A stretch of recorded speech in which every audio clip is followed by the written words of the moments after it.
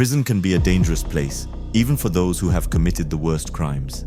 In this video, we'll look at 5 more real stories of killers who met their end behind bars.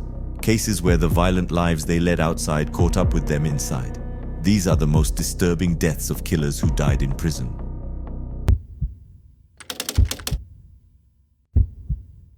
It was October 30th, 2018, when James "Whitey" Bulger, one of America's most infamous crime bosses, was found unresponsive at USP Hazleton, a high-security federal prison in West Virginia.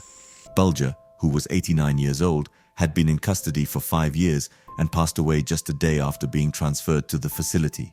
His death was not accidental, but the result of an intentional attack by other inmates, marking a harsh end to a life involved in organized crime. Bulger's journey to infamy started in South Boston, where he was born on September 3, 1929. Growing up in a tough neighborhood, he was drawn to crime early on. By the 1970s, Bulger had become the leader of the Winter Hill Gang, an Irish-American criminal organization. A string of illegal activities, including serious violence, extortion, drug trafficking, and money laundering, marked his reign. Bulger evaded the law for so long because of his secret deal with the FBI. In 1975, he became an informant, feeding the agency information on the Italian mafia in exchange for protection. His close relationship with FBI agent John Connolly, a childhood friend, allowed Bulger to continue his criminal enterprise while staying one step ahead of law enforcement. This arrangement kept him in control of Boston's criminal underworld for years. By the early 1990s, however, the FBI's protection began to fade. 1995, after Connolly warned him about an upcoming federal racketeering indictment, Bulger went on the run. For 16 years, he remained one of America's most wanted fugitives until his capture in 2011 in Santa Monica, California, where he had been living quietly with his girlfriend, Catherine Grieg. In 2013, Bulger was found guilty of causing the deaths of 11 people, along with many other serious crimes. His trial showed how deeply he was involved with the FBI, explaining how he avoided getting caught for so long. He was given 2 life sentences plus 5 years. Even in prison, Bulger wasn't safe. His fame as a mob leader and informant made him a target. Initially, Bulger was placed in a high-security prison in Florida, but on October 29, 2018, he was transferred to USP Hazleton, a prison known for its violent atmosphere. Overcrowded and understaffed, the prison had a reputation for being dangerous. Despite Bulger's high-profile status and long list of enemies, he was placed in the general population without extra security. Word quickly spread that Bulger had arrived. 2 inmates connected to organized crime, Fotios Freddy Gaius and Paul J. DiCologero, were aware of his presence. Gaius, a former associate of the New England Mafia, held a grudge against Bulger for his ties to the FBI. This transfer presented an opportunity for payback. On the morning of October 30th, Bulger was attacked. He was wheeled to a part of the prison out of sight of security cameras, where he was brutally beaten to death with a lock wrapped in a sock. His attackers repeatedly struck his head, leaving him unrecognizable. Reports suggested that they attempted to gouge out his eyes, likely in retaliation for his role as an informant. Prison staff did not respond in time to save Bulger. He was found unresponsive in his cell at 8:20 a.m., and despite efforts to revive him, it was too late. He was pronounced dead shortly after. Bulger's violent death shocked the public and raised serious concerns about how such a high-profile inmate with known enemies could be left vulnerable in a dangerous facility like Hazleton. Some saw this as a failure of the prison system, while others believed it was an inevitable outcome, given Bulger's history of violence and betrayal. Following his death, Gaius and DiCologero were placed in solitary confinement as the investigation into the incident unfolded. Both men, along with a 3rd inmate, Sean McKinnon, who acted as a lookout, were charged with the act. In 2022, they accepted plea deals. Gaius, already serving a life sentence, was given an additional 25 years. DiCologero, who played a lesser role, received an extra 4 years, while McKinnon was released without serving further time. James Bulger's life ended as violently as it had been lived. The man who once ruled Boston's streets through fear and brutality met a similar fate in the end. Daniel Camargo Barbosa spread fear across the region in Colombia and Ecuador in the late 1970s and early 1980s. Known as the sadist of El Charquito, Barbosa was responsible for the deaths of at least 150 victims, primarily young girls. Despite the scale of his crimes, his story remains less known than other infamous criminals. How did Barbosa become one of the most feared figures, and what eventually led to his capture? Barbosa was born into a poor working-class family in Colombia. His childhood was marked by hardship, neglect, and abuse, especially from his strict father. Though he was a good student, Barbosa had to leave school early to help his family. From a young age, he developed a troubling obsession with women, particularly those he considered pure, which would later fuel his crimes. In his late 20s, Barbosa started a relationship with a woman named Esperanza. When he found out she wasn't a virgin, it shattered his expectations. But instead of ending the relationship, he forced Esperanza to assist him in his crimes. She would lure young girls to him, where they would suffer unimaginable violence. 1964, both were caught, with Esperanza receiving a 3-year sentence and Barbosa an 8-year term. This marked the start of Barbosa's long and violent history with the law.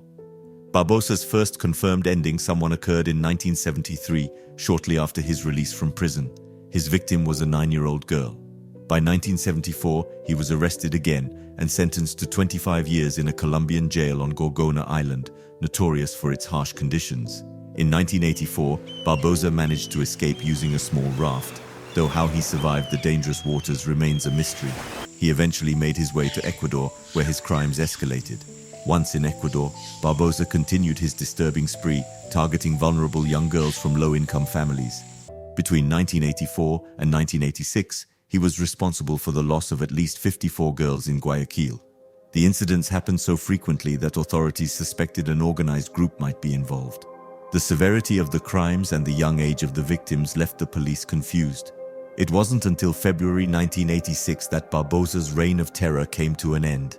Barbosa was arrested in February 1986, caught just after committing another crime. Police found him carrying a bag stained with evidence that belonged to his latest victim. In custody, Barbosa remained calm and cooperative. He admitted to taking the lives of 71 girls in Ecuador and led officers to several locations, providing disturbing details about how he tricked and hurt his victims. His confessions helped solve many missing persons cases. But it became clear that Barbosa reveled in the power he held over his victims and the fear he caused. He showed no remorse, viewing his victims as mere objects. Despite the horror of his crimes, Barbosa was sentenced to only 16 years in prison, the maximum allowed under Ecuadorian law at the time. This light sentence angered the public and the families of the victims, who felt justice had not been fully served. However, Barbosa's time in prison was cut short. In November 1994, after 5 years behind bars, he lost his life during an altercation with a fellow inmate named Luis Masache Narvaez. Narvaez, who was related to one of Barbosa's victims, decided to take action on his own, attacking Barbosa. Many believed that Barbosa's fate was inevitable, given the number of enemies he had made inside and outside prison. For some, this violent incident felt like an expected outcome for someone who had caused so much harm. While Daniel Camargo Barbosa may not be as well known as other infamous killers, his decade-long spree left an impact on both Colombia and Ecuador. The lives of at least 150 girls were taken, making his case one of the most disturbing in South American history. His ability to escape prison, evade capture for years, and continue his crimes reveals the failures of the justice system at the time. Barbosa's story remains a chilling reminder of the dangers in unexpected places. He was not a charming or charismatic figure who lured people in with his personality. Instead, he was a quiet predator who blended into society, committing his crimes unnoticed for years. It was September 3rd, 1931, in Chelsea, Massachusetts, when Albert Henry DeSalvo was born. His early life was shaped by violence. Raised in a home dominated by an abusive alcoholic father, DeSalvo and his siblings experienced severe mistreatment. DeSalvo later recalled an incident where his father hit him with a metal pipe, a reflection of the abusive environment he endured. By age 6, DeSalvo had already begun shoplifting, setting the stage for a life of crime. He spent much of his youth in reform schools, where his delinquent behavior only worsened. DeSalvo joined the U.S. Army as a young adult, where he surprisingly excelled. He became the middleweight boxing champion while stationed in Europe. During his time in Germany, he met his future wife, Irmgard Beck. After returning to the US, DeSalvo appeared to live a typical family life with his wife and 2 children. However, trouble followed. Irmgard distanced herself from DeSalvo, fearing that another pregnancy might result in a child with health problems, like their daughter. Beneath the surface, DeSalvo's disturbing tendencies persisted. Known as the Measuring Man, he posed as a model scout, tricking women into letting him into their homes to take measurements. This led to an 18-month prison sentence for misconduct, yet no one could have foreseen what was to come next. Between June 1962 and January 1964, Boston was hit by a series of alarming incidents. 13 women, mostly older and living alone, were found dead under disturbing circumstances, spreading fear throughout the city. The first victim, 55-year-old Anna Sleezers, was discovered in her apartment on June 14, 1962, by her son. Initially, authorities thought it might have been self-inflicted, but they soon determined it was something far more concerning. Anna had been attacked and her home had been searched, though some valuables were left untouched, leaving investigators uncertain about the motive. 2 weeks later, 85-year-old Mary Mullen was found dead, and though her death was attributed to a heart attack, many suspected she too was a victim of the Boston Strangler.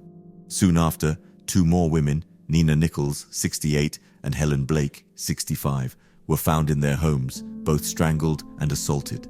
A chilling pattern began to emerge, with the killer tying the women's clothing into bows, a grotesque signature that terrified the public and police alike. With each discovery, the city grew more fearful. Police Commissioner Edmund McNamara took action, cancelling all police leave and urging women to be cautious around strangers. But despite increased efforts, the incidents continued. On August 19th, 75-year-old Ida Erga was found in her home, left in a disturbing position. Less than a day later, Jane Sullivan, 65, was discovered in her bathroom under similar circumstances. As 1962 came to an end, the killer shifted his focus. In December, 21-year-old Sophie Clark, a cautious college student, was found strangled in her apartment. Unlike previous victims, she was younger and more vigilant about her safety. The killer left behind evidence, further shocking investigators. 3 weeks later, 23-year-old Patricia Bissett, who was pregnant, was found strangled with her stockings. These cases showed no woman was safe, regardless of age or precautions. In 1963, the attacks briefly slowed down, but in March, 68-year-old Mary Brown was found strangled north of Boston. The violence escalated with the tragic death of 23-year-old Beverly Sammons in May. She was found tied, gagged, and harmed multiple times, with signs that the attacker had also attempted to strangle her. The intensity of the crime suggested a deeply disturbed person behind the incidents. By the end of 1963, 2 more women, Evelyn Corbin, 58, and Joanne Graff, 23, were found dead, with witnesses reporting seeing a man claiming to be a workman near the scenes.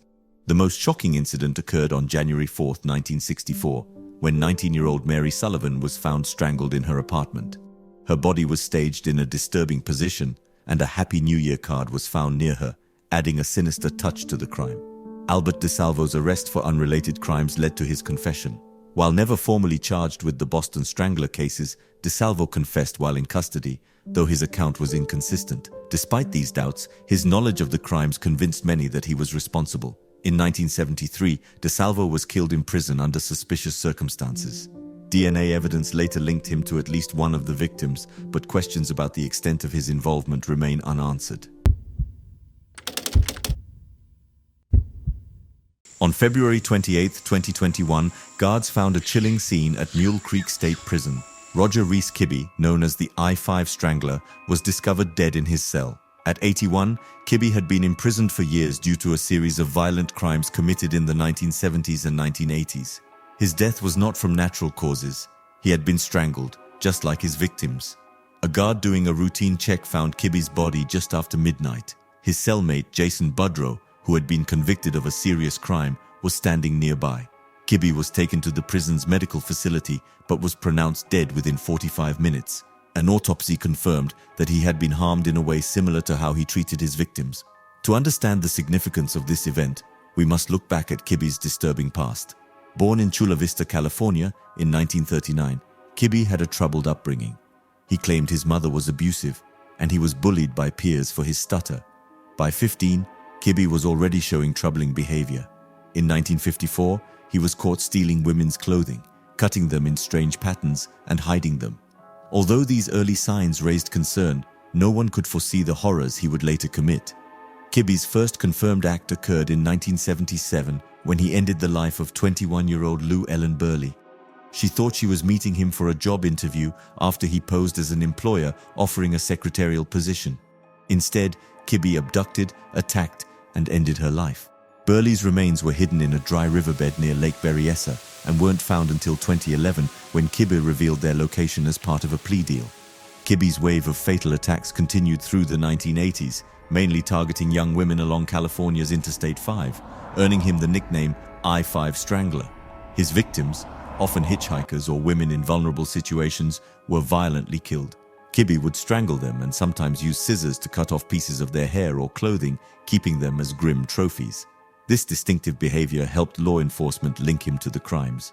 In 1986, Kibbe claimed the lives of 6 women, including 19-year-old Stephanie Brown, found in an irrigation ditch, and 20-year-old Laura Hedrick, whose remains were discovered months after her death. Another victim that year was 26-year-old Charmaine Sabra, who was stranded after her car broke down. Kibbe picked her up and ended her life.